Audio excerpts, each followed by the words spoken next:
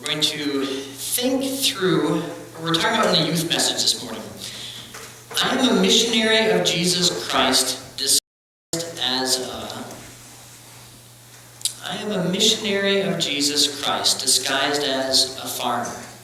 I'm a missionary of Jesus Christ disguised as a volleyball player.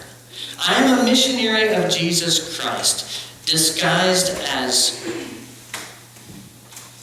computer person. I don't know how to describe your work. That was embarrassing.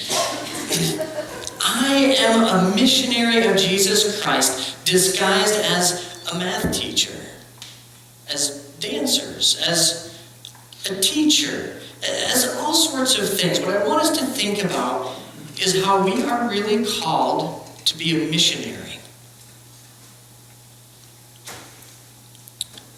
The story of Paul is a fascinating one to me because we know he's a missionary.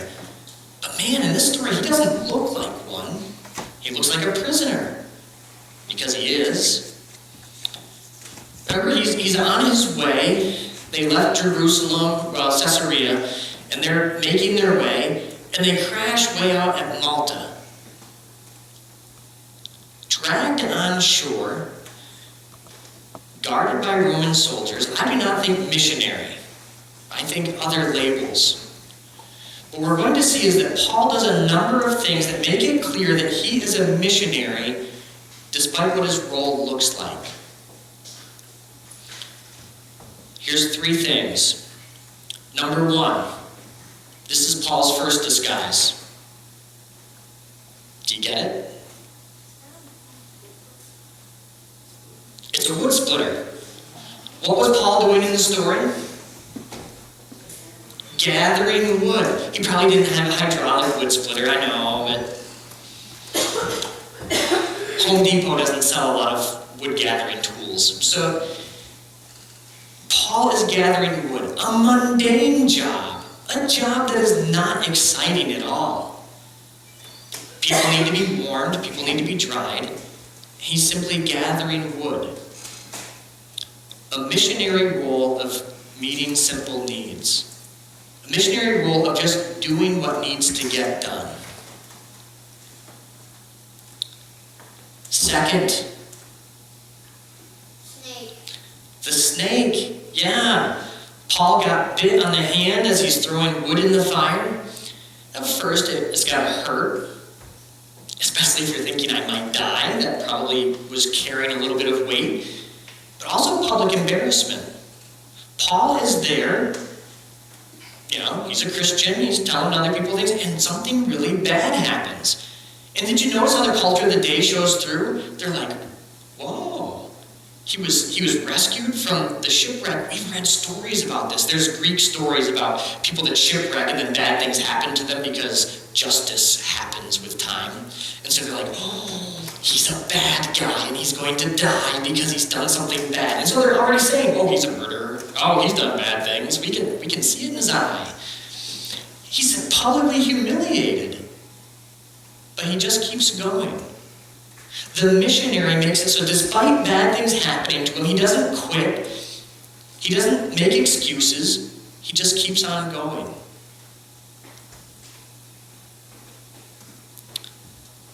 Third piece of Paul's missionary work.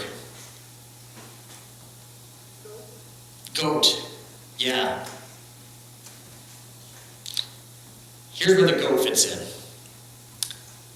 Paul prays for Publius' father. He had fever and dysentery. Sounds gross. It's something that was referred to as Malta fever. They got it from drinking goat milk. Goat milk's gross, so I can see how it would have an effect on you. But there was some sort of illness that spread through the goat's milk that possibly was what was going on here. And so Paul steps in and prays for this guy, and he's healed. And then everybody starts coming. So it's not just healing the top dogs of the island. Everybody comes and Paul tries to help them. He prays for them. His hands are open with helping them. And so we can see Paul being a missionary and helping other people.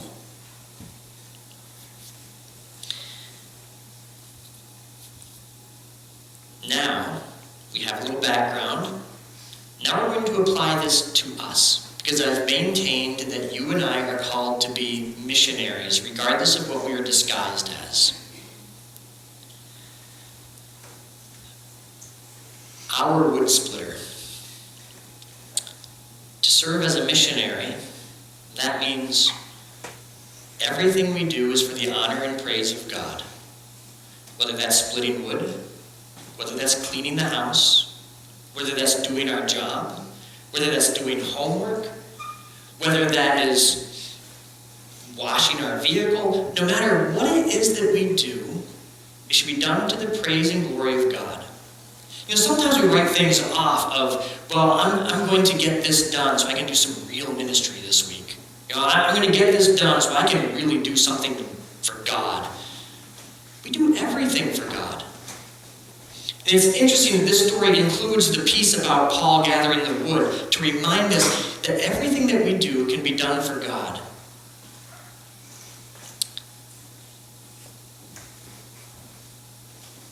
Each one of us have had snake bites, disappointments in life, hurts in life. Do we quit or do we persevere? When we are hurt by things that happen, do we just cover up those wounds and kind of leave God distant? Or do we keep pressing? Do we keep searching out God? Are we real about our struggles with other people? It would have been easy for Paul, after taking that snake bite, to say, this God thing's not worth it. I didn't want pain in my life. I didn't sign up to be hurt. I'm doing stuff for God. But he kept it going. He used it for the glory of God. Each one of us have hurts. Each one of us have been pained in life. We're going to leverage that for the glory of God or quit.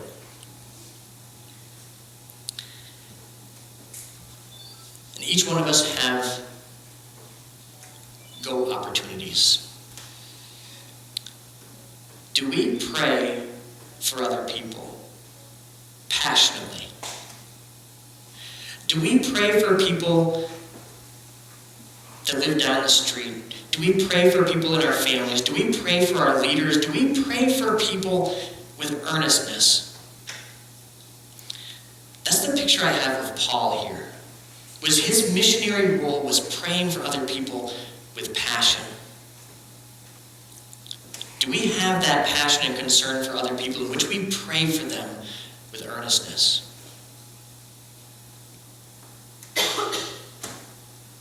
I'm going to go out on a limb. This church prays and prays hard. Keep going. It's an exciting thing to be part of. One other thing that we see Paul doing is, in addition to praying, he's physically helping people. He sees the opportunity to help, and he reaches out and helps.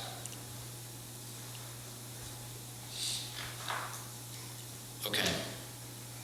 Now, there's no smooth transition in the sermon here. All right, this is an abrupt shift, just so you're ready. There is a prize on the line for this. All right, this is all of a sudden interesting now. All right, this will be right now. Woo! All right. So I have a pictogram on the next slide, and I want you to come up with what the pictogram is. All right, prize on the line. It's a Carl Green prize. It's not going to make it exciting, but pretend it is. All right, here we go.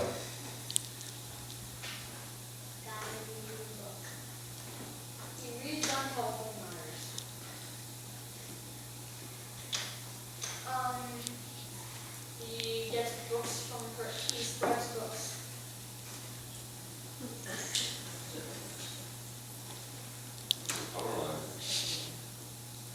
There's reading, and there's lines. Reading between the lines.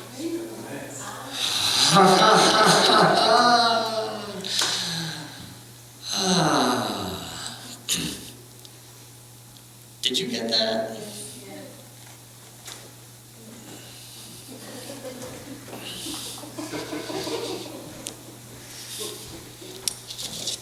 Somebody else got it too. Somebody over here. Who got it over here? No? Yes, it's public. Yeah.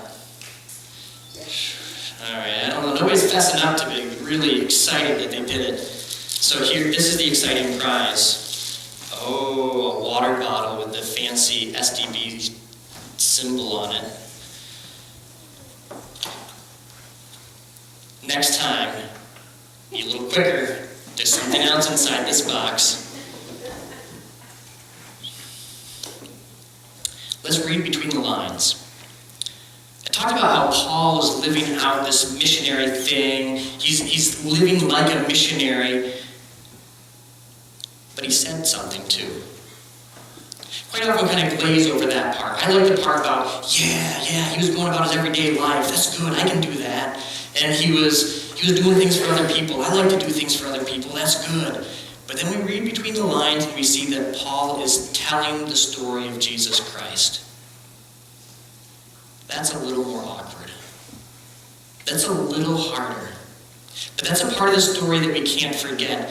But at the same time, think about Paul sharing the gospel story without living it. That wouldn't have worked. He had to live the gospel story as a prisoner, as a role that he did not want to be in. He had to live that out faithfully to have the opportunity to talk about Jesus. The same is true for us. Last week, Omari said time and time again, God has put us in this place for a specific purpose, and he has equipped us to share our faith. You and I are here in this part of Pennsylvania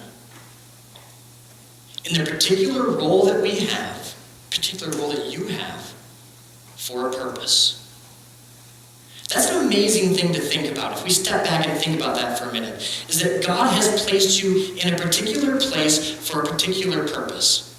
Paul was sent to Malta for a particular purpose that he had no idea at the time. You and I might not have a good idea of why we're in the role we are right now. But God has a purpose for you. A purpose to hold on to tightly.